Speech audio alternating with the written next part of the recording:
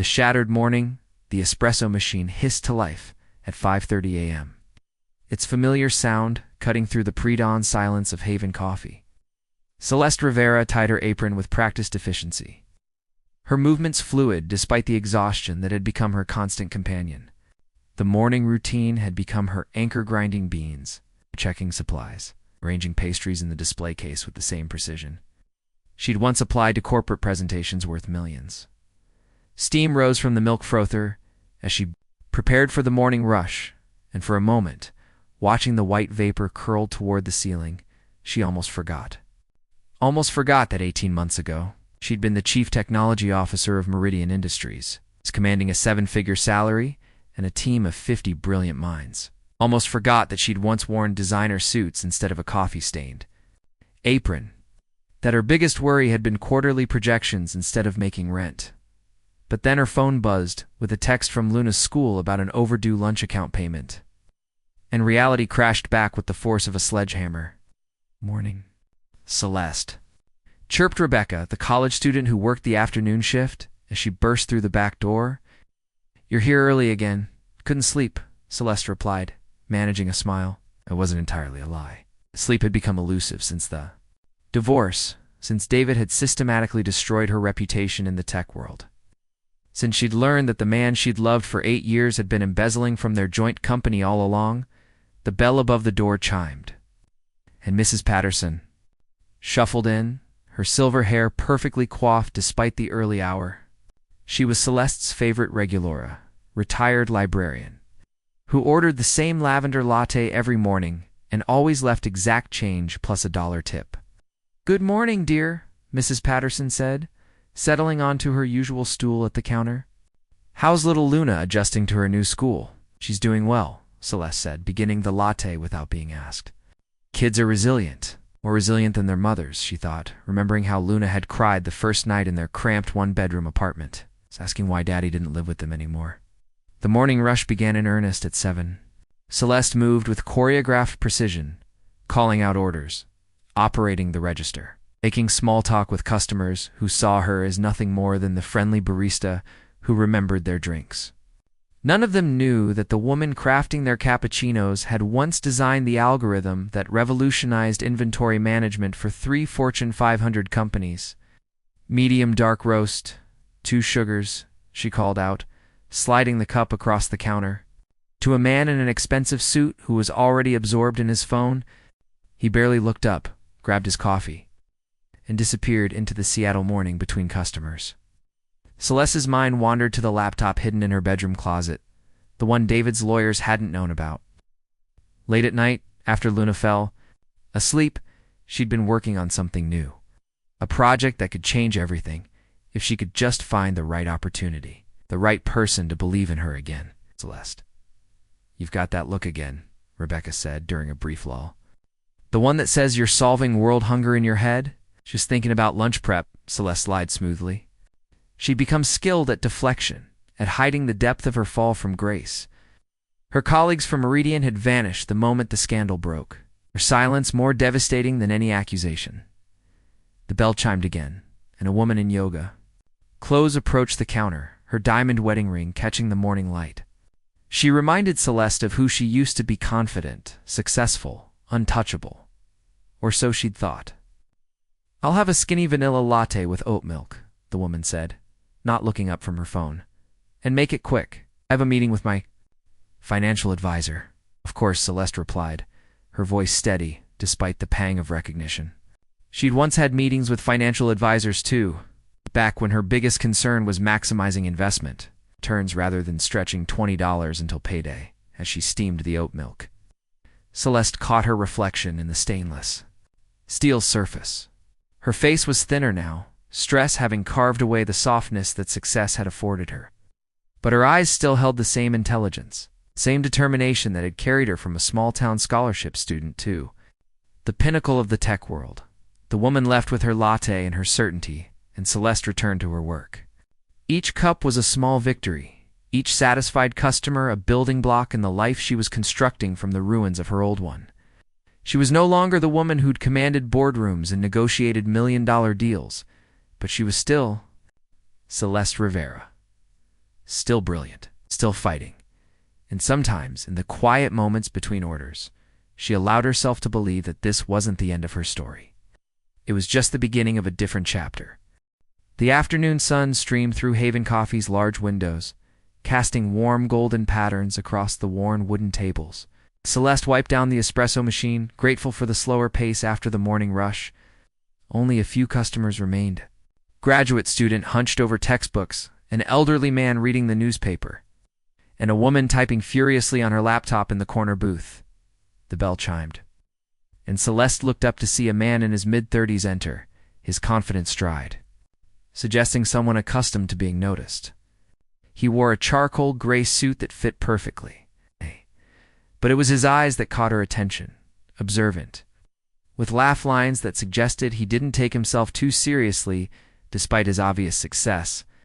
"Good afternoon," he said, approaching the counter with a genuine smile. "I'll have a double shot Americano, please. Whatever pastry you'd recommend."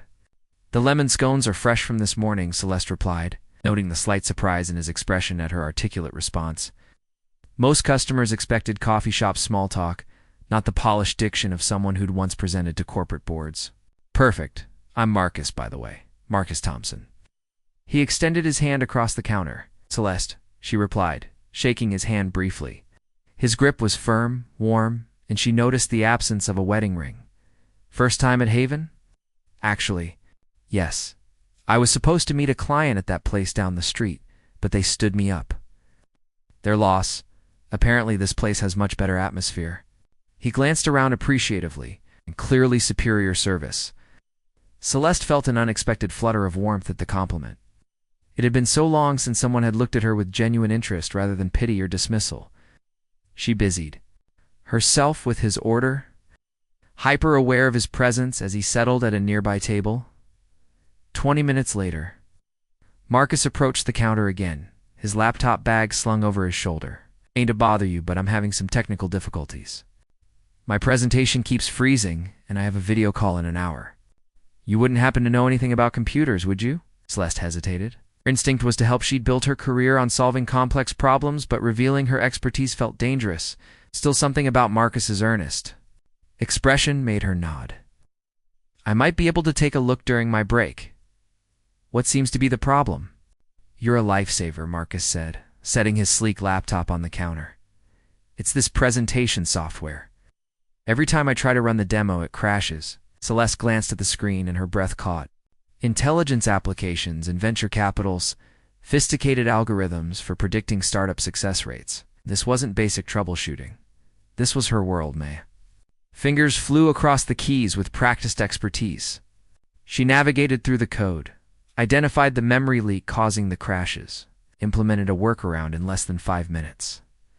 "There," she said, stepping back.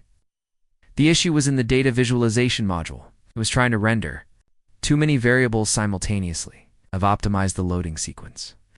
Marcus stared at her, then at the now smoothly running presentation. "How did you—" "That's incredibly sophisticated troubleshooting. Are you studying computer science?" "Something like that," Celeste replied carefully, suddenly aware that she'd revealed too much. "I've always been good with technology." "Good with technology?" Marcus laughed, but it was impressed rather than mocking. "Celeste, what you just did would have taken my IT department hours to diagnose.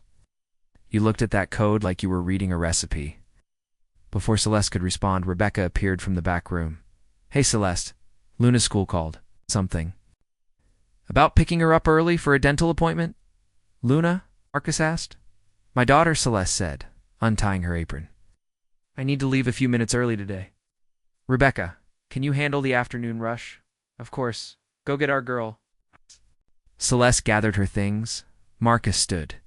"Celeste, I know this might sound presumptuous, but I'm a venture capitalist. Specialize in tech startups, and what I just witnessed, ... that wasn't casual computer knowledge. It was expertise." Celeste felt her heart race. "Mr. Thompson, I appreciate the compliment, but I really need to go." "Of course," he said, reaching into his jacket pocket. "But would you consider having coffee with me sometime?" "Not here," he added with a smile. "Somewhere we can actually talk." He handed her a business card. "Marcus Thompson, Senior Partner." Cascade Ventures. The address was in the heart of Seattle's tech district, where she'd once worked. I don't think that's a good idea, Celeste said softly. Why not? Because you're worried I might discover that you're far more brilliant than you're pretending to be? The question hung in the air between them. Potential, rather than her current circumstances. I have to go, she said finally, but she didn't throw away the card. Think about it, Marcus said as she headed for the door. Sometimes the best opportunities come from the most unexpected places. Celeste walked toward Luna's school. Marcus's words echoed in her mind. She'd spent 18 months hiding, protecting herself from further disappointment and rejection. But there had been something in his expression, not pity, not curiosity, but recognition.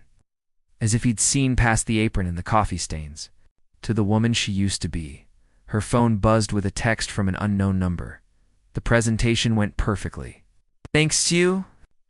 The offer for coffee stands whenever you're ready.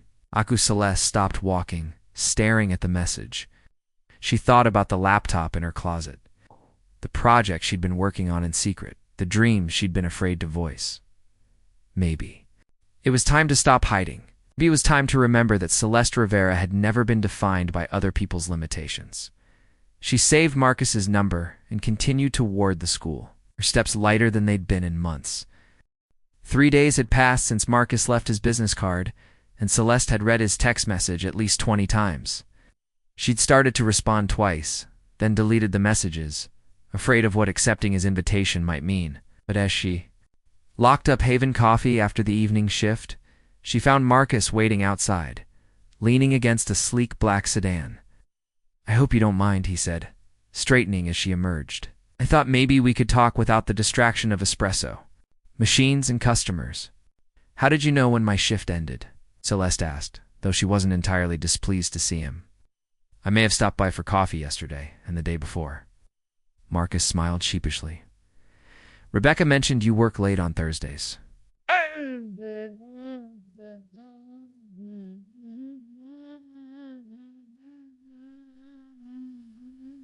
Despite herself, Celeste felt a flutter of warmth. Oh, you've been checking up on me. I've been hoping to catch you when you weren't busy serving half of Seattle their caffeine fix. He gestured toward the car. Would you let me drive you home? I promise I'm not a serial killer. I have references. Celeste laughed the first. Genuine laugh she'd had in weeks. I take the bus. And there, let me give you a ride to the bus stop, Marcus said. Or better yet, let me take you to dinner. There's something I'd like to discuss with you, Mr. Thompson, Marcus, he corrected. Gently. And before you say no, hear me out. I've been thinking about what happened the other day. The way you diagnosed and fixed that software issue, it wasn't lucky guessing. You understood the architecture, the algorithms, the entire system. That level of expertise doesn't come from casual interest. Celeste felt her carefully constructed walls beginning to crack. I really should get home. No. My daughter is with Mrs. Rodriguez until 8, Marcus said quietly. Rebecca mentioned that too. Very protective of you. By the way, made me promise I wasn't some kind of creep before she'd tell me anything. You certainly do your research, Celeste said, though she was touched by Rebecca's loyalty. I do when something or someone interests me. His voice was serious now. Celeste, I've been in the tech industry for 12 years. I've seen brilliant minds in boardrooms and lecture halls, but what you did in 5 minutes, it was extraordinary. I think you're hiding something, and I think it's something that could change both our lives. The vulnerability in his words caught her off guard. This wasn't just business curiosity. There was something more personal at stake. 1 hour, she said finally. But somewhere quiet. I don't want to be seen. I know just the place. 20 minutes later, they sat in a small Italian restaurant tucked away from the main street, surrounded by the warm glow of candlelight and the soft murmur of other diners. Marcus had ordered wine, but Celeste stuck to sparkling water, needing to keep her wits about her. Tell me about yourself, Marcus said, leaning forward slightly. And please don't say you're just a barista. I know that's not true. Celeste stared, at her hands twisted in her lap. What you're asking? It's complicated. The best things usually are. She looked up at him, searching his face for any sign of judgment or pity. Finding none, she took a deep breath. I used to be the CTO of Meridian Industries.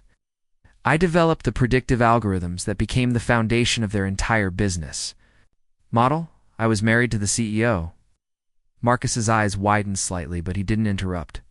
18 months ago, I discovered he'd been embezzling from the company using my algorithms to cover his tracks. When I tried to expose him, he turned it around, made it look like I was the one stealing. He had better lawyers, better connections, more credibility. Her voice cracked slightly. I lost everything. My job, my reputation, my marriage. My ex-husband made sure I'd never work in tech again. David Morrison, Marcus said quietly. Remember the scandal? The report said. Said I was the one who stole $12 million. I know. Celeste's laugh was bitter. Funny how the truth becomes whatever the most powerful person says it is. Marcus was quiet for a long moment, processing her words. I'm sorry, he said finally. I can't imagine how devastating that must have been. The worst part wasn't losing the money or the job, Celeste continued, surprised by her own honesty. It was watching everyone I trusted turn their backs on me. People I'd worked with for years suddenly wouldn't return my calls. Friends stopped inviting me to events. The tech world is smaller than you think, and once you're labeled as toxic, you disappear, Marcus finished. That's why you're working at a coffee shop. You're brilliant, but you can't get hired anywhere that would use your skills. Would you? Celeste asked, meeting his eyes. If you were a hiring manager and saw my name on a resume, would you even consider it? Marcus was quiet, and his silence was answer enough. I thought so, Celeste said, starting to stand. Thank you for dinner, but I should go. Wait, Marcus said, catching her hand gently. The contact sent an unexpected jolt through her. I said, I wouldn't hire you based on your reputation, but I would hire you based on what I've seen with my own eyes. What do you mean? I have a client, Marcus said, his thumb unconsciously stroking across her knuckles. A startup called Nexus Analytics. They've developed an AI system for predicting market trends, but they're missing a crucial component. They need someone who can create adaptive learning algorithms, the kind that can evolve and improve themselves. Celeste's heart raced. That's exactly what I've been working on. In my spare time, I've been developing. I know, Marcus said softly. I can see it in your eyes. You light up when you talk about it. That's not something you can fake. Why are you doing this? Celeste asked, acutely aware that he was still holding her hand. You don't even know me. I know enough, Marcus said. I know you're brilliant. I know you're honest if you were really guilty of embezzlement. You wouldn't be working 60-hour weeks at a coffee shop to support your daughter. I know that you deserve a second chance. The sincerity in his voice made her chest tighten. Marcus, I can't. If this goes wrong, if people find out about my past, then we'll deal with it together, he said. I'm not asking you to trust the whole world. I'm asking you to trust me. Celeste looked into his eyes and saw something she hadn't expected, not just belief in her abilities, but something deeper, something that made her pulse quicken and her carefully guarded heart flutter with dangerous possibility. I'll think about it, she said quietly. That's all I ask. Marcus released her hand slowly, as if reluctant to break the connection. But Celeste, whatever happened in your past, it doesn't define your future. You're too brilliant to stay hidden. Forever. As he drove her home, Celeste found herself stealing glances at his profile, wondering if she dared to hope that maybe, just maybe, her story wasn't over after all. The glass towers of downtown Seattle gleamed in the morning sun as Celeste stood outside the Cascade Ventures building. Her laptop bag clutched tightly in her hands. She'd spent the weekend polishing her presentation, working late into the night. After Luna fell asleep, refining the algorithms she'd been developing in secret. Now, dressed in her only remaining business suit, a navy blue ensemble that had survived the divorce, she felt like she was stepping back into a world that had once cast her out. You look like you're about to face a firing squad, Marcus said, appearing beside her with 2 cups of coffee. Relax. They're going to love you. Easy for you to say, Celeste replied, accepting the coffee gratefully. You're not the one whose career was destroyed by scandal. No, but I'm the one who's staking my reputation on you, Marcus said gently. I don't make recommendations lightly, Celeste. I believe in what you can do. The elevator ride to the 15th floor felt endless. When the doors opened, Celeste was greeted by a sleek, modern office space that reminded her painfully of her old life. Young professionals moved purposefully through open workspaces, their conversations filled with the familiar language of innovation and disruption. Marcus, a woman with short auburn hair and intelligent green eyes, approached them. "This must be the mysterious consultant you've been raving about. Celeste Rivera. Meet Dr. Jennifer Walsh," Marcus said.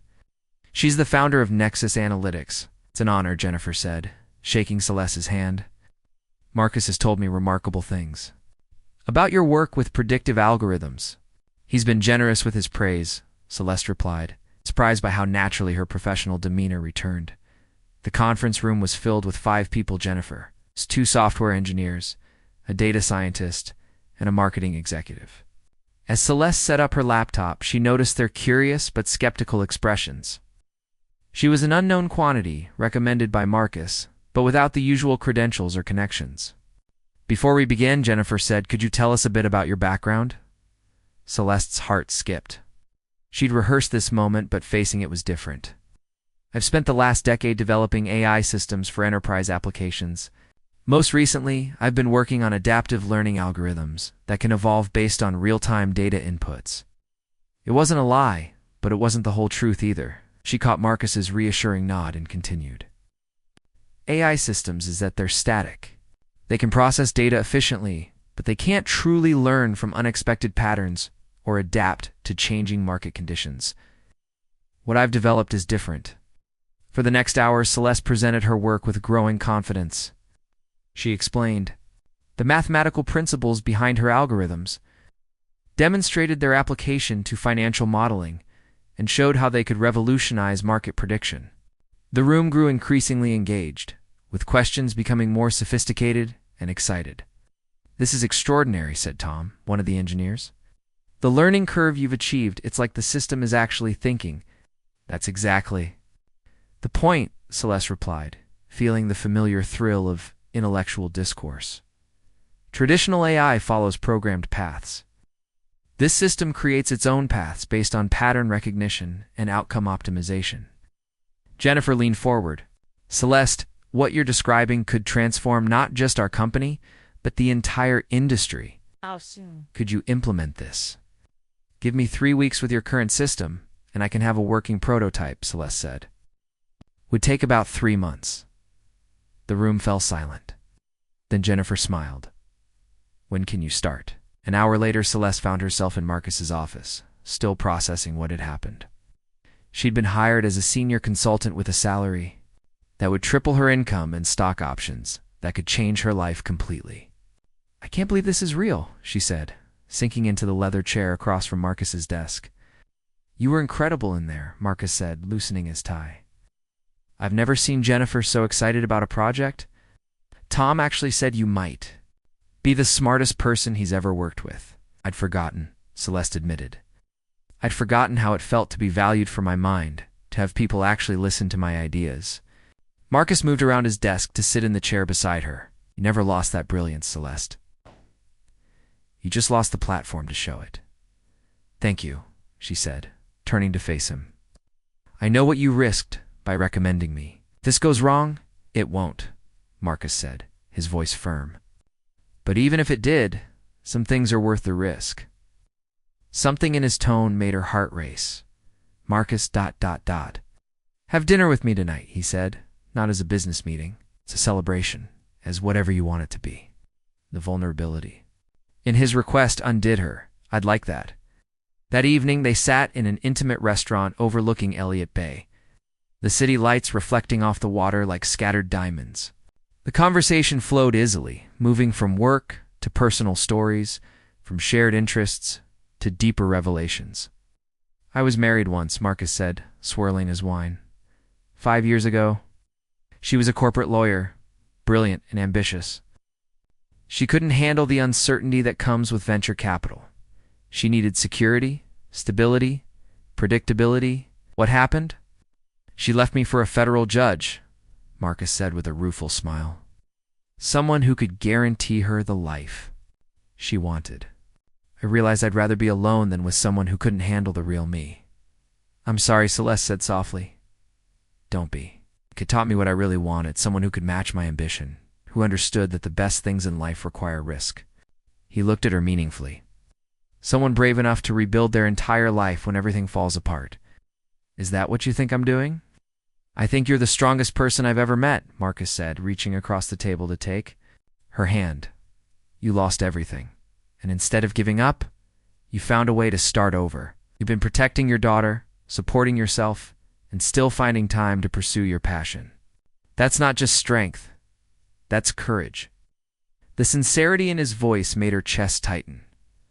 I don't feel courageous. Most days I feel like I'm barely holding it together.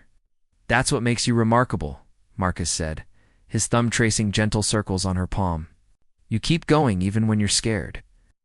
After dinner, Marcus walked her to her apartment building. They stood on the front steps, the evening air cool against their skin, neither wanting the night to end.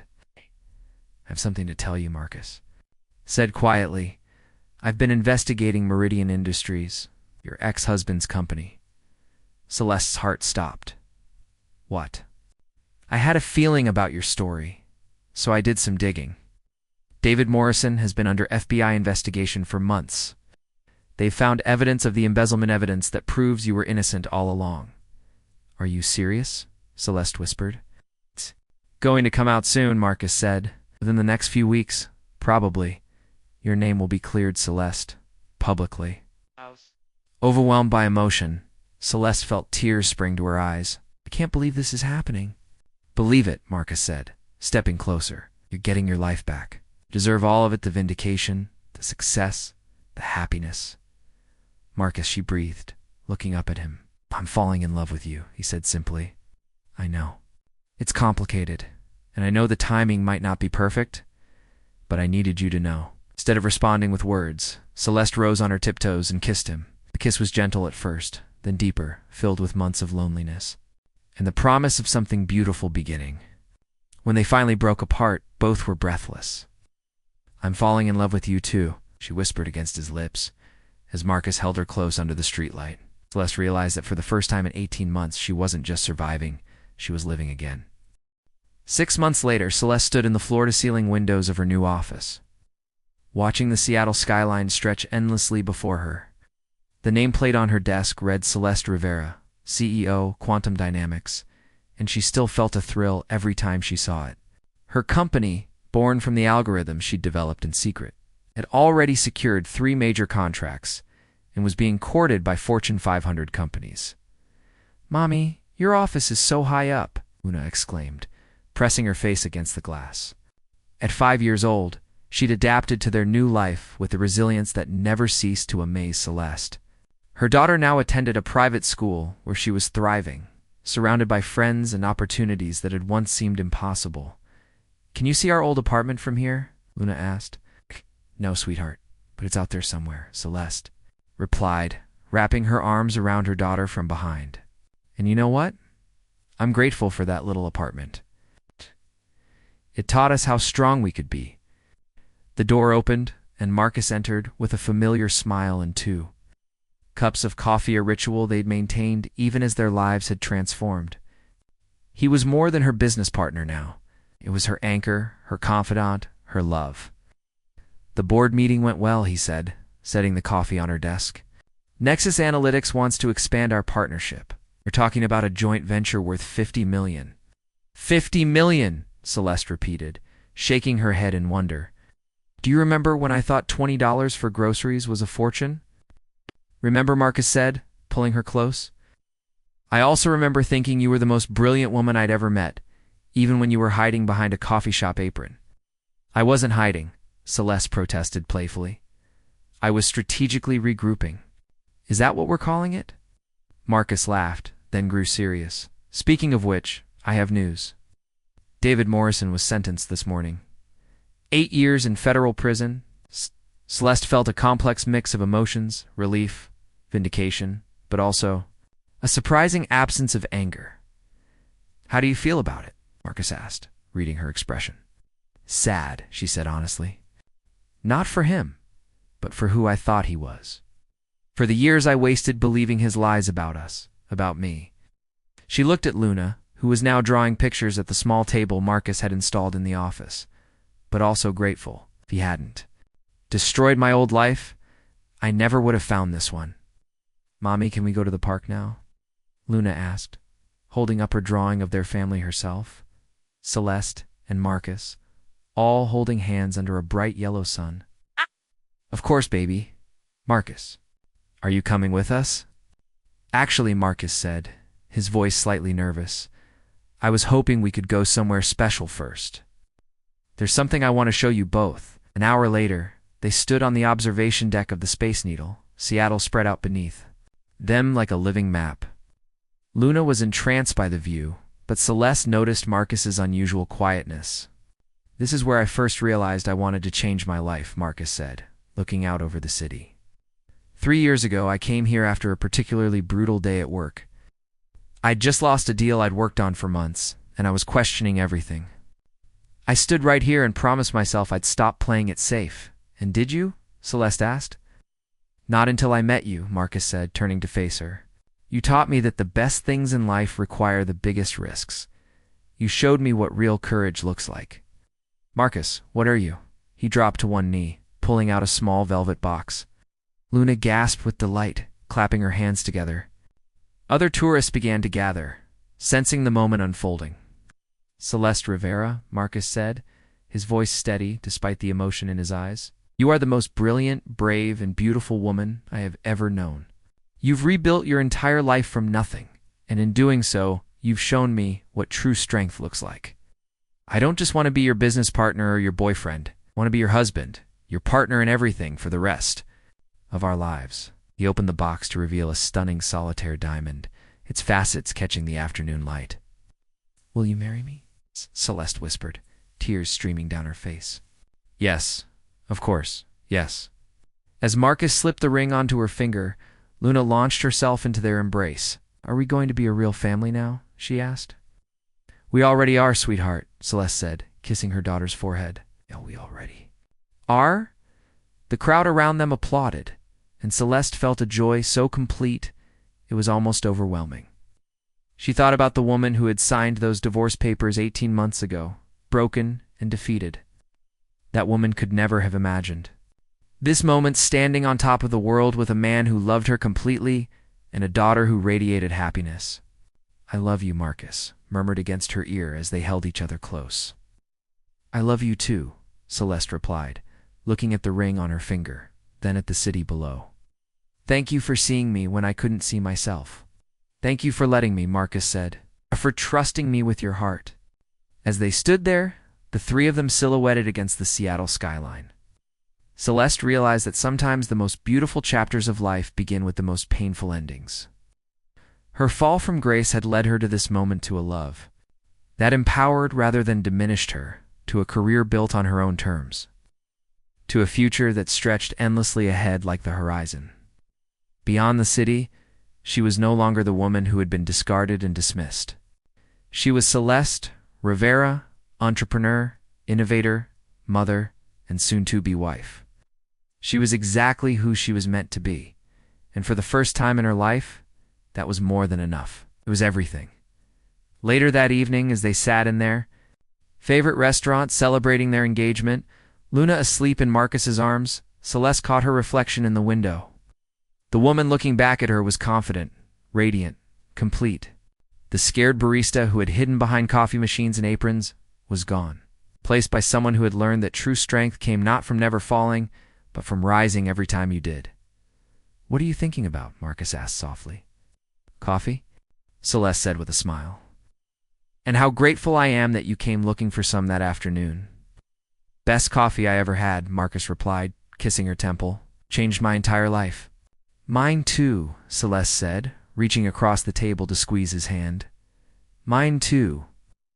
Outside, Seattle sparkled in the darkness, full of possibility and promise. And inside the restaurant, a family that had been broken and rebuilt sat together. Proof that sometimes the most beautiful love stories begin with the simple act of refusing to give up on yourself. The end was also the beginning. And Celeste Rivera was ready for whatever came next.